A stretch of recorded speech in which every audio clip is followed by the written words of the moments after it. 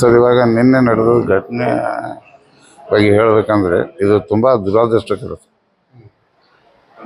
Sir. ಒಬ್ಬ ನಿರ್ವಾಹಕರು ಈ ಥರ ಕರ್ತವ್ಯದ ಮೇಲೆ ಹೊಡಿತಾರತ್ತಂದರೆ ಸರ್ ಇದು ಉದ್ದೇಶಪೂರ್ವಕ ಅಂತ ನಾನು ಹೇಳ್ತೀನಿ ಸರ್. ಗುಂಡಾಗಿರಿ ವರ್ತನೆ ಈ ಮೊದಲು ಅವ್ರು ಏನಾದರೂ ನಿಮ್ಮ ಬಸ್ನಲ್ಲಿ ಈ ರೀತಿ ಆಗಿತ್ತು? ಏನೂ ಇಲ್ಲ ಸರ್, ಏನೂ ಇಲ್ಲ, ಯಾವತ್ತೂ ಆಗಿಲ್ಲ. ನಾನು 20 ವರ್ಷ ಸರ್ವಿಸ್ದಲ್ಲಿ ಯಾರೂ ಈ ಥರ ಆಗಿಲ್ಲ ಸರ್. ಸಣ್ಣ ಪುಟ್ಟ ಆಗ್ತವೆ, ನಮಗೂ ಬೈತಿರ್ತಾರೆ, ಅವೆಲ್ಲ ನಾವು ತಲೆಗೆ ಹಾಕೊಳ್ಳಲ್ಲ ಸರ್. ಅದೇ ನೀವು ಕನ್ನಡ ಬರಲ್ಲ ಅಂದ್ರಿಕೇ ನಿಮ್ಮ ಹೌದು ಸರ್. ಈಗ ನಿಮ್ಮ ಮೇಲೆ ಒಂದು ರಾತ್ರಿ ಒಂದು ಪ್ರಕರಣ ಕೂಡ ದಾಖಲಾಗಿದೆ, ಅದ್ರ ಬಗ್ಗೆ ತಮ್ಮ ಮಾಹಿತಿ ಇತ್ತ? ಇಲ್ಲ ಸರ್.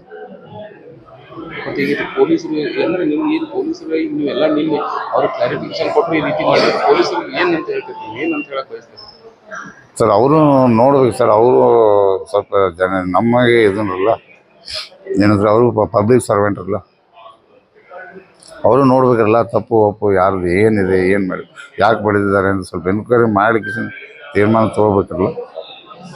ಈಗೇನು ನಿಮ್ಮ ನೆಕ್ಸ್ಟ್ ಕಾನೂನು ಹೋರಾಟ ಇರುತ್ತೆ, ಇದೇ ರೀತಿ ಮುಂದಿರುತ್ತೆ ಸರ್? ನನ್ನ ಜೀವ ಇರೋವರೆಗೂ ಸರ್, ನಾನಂತೂ ನಾನು ಸತ್ತರೂ ಪರವಾಗಿಲ್ಲ, ನಾನು ಇದನ್ನು ಮಾತ್ರ ಬಿಡಲ್ಲ ಸರ್.